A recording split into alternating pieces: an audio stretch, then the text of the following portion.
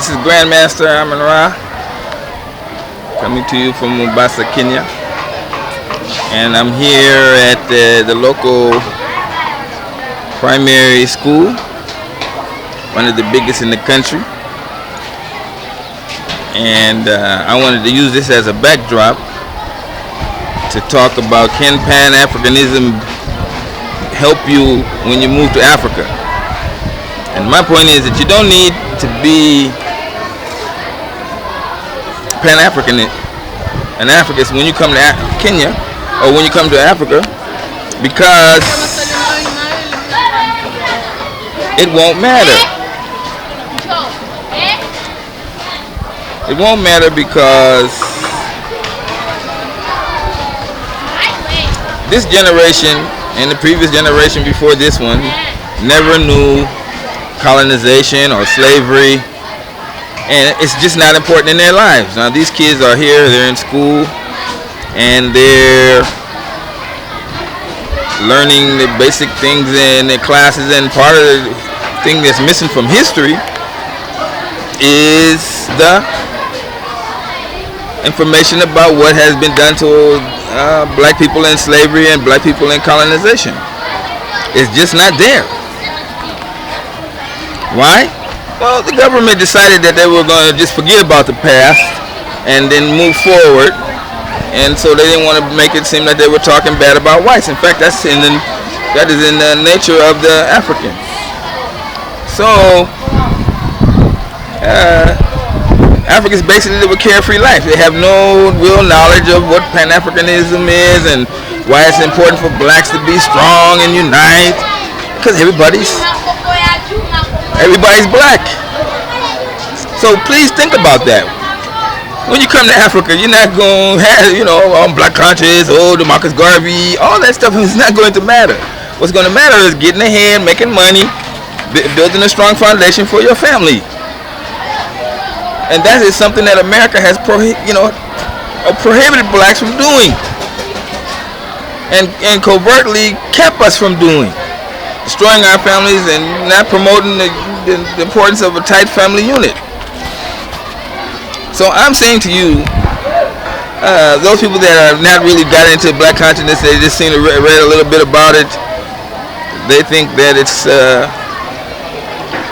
something that's important to know, and know your history and all that.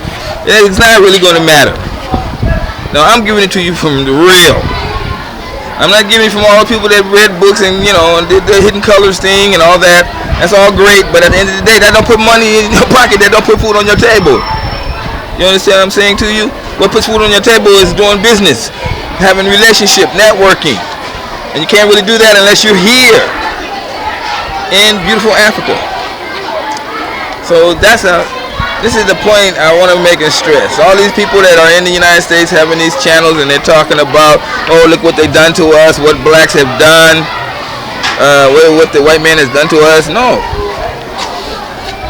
That is just important only from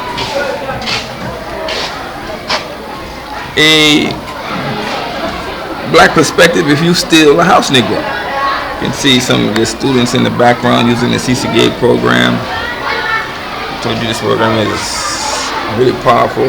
It's lunchtime, and these students are using their lunchtime to hit the program, boost their scores. These are the scores.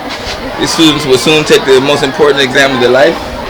This is the results from the top student on down to the last student, and many of the top students are inside here studying.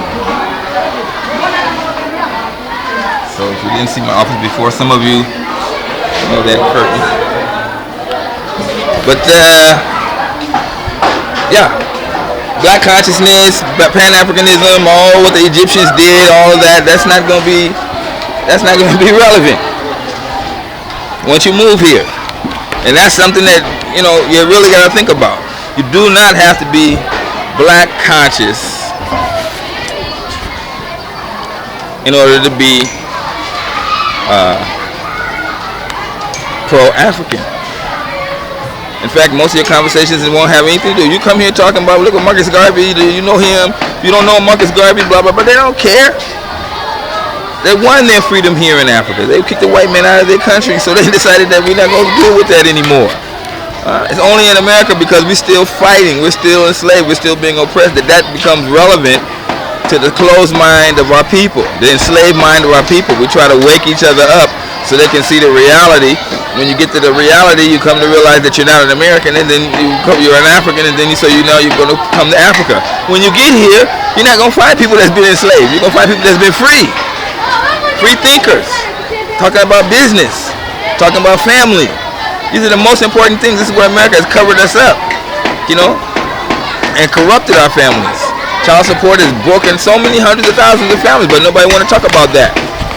The Creek and Shakreek and all these other ones, Dr. Umar and these people, Dr. Claude Anderson. I'm telling you, these people, they're telling you they're fooling you. They're fooling you because they're telling you let's unite as black people, and then what? Huh?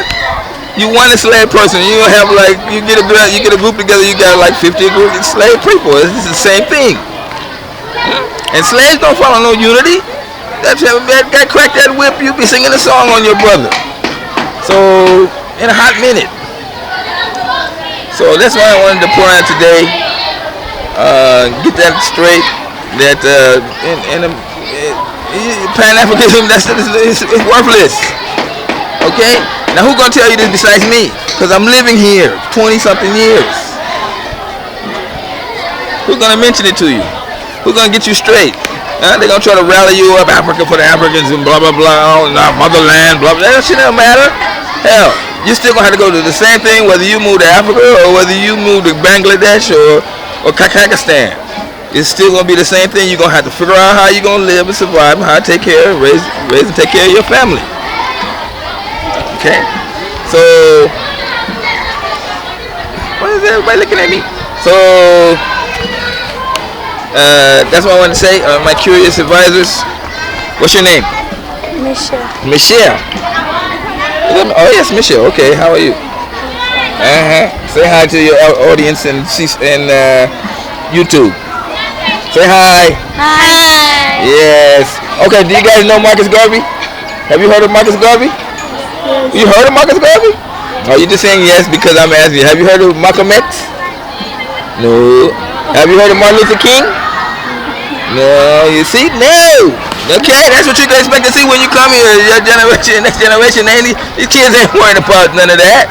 Huh? Sankofa? Kofa? No, you didn't see? So, what's going to happen when you come here? Your children going to be free. Right?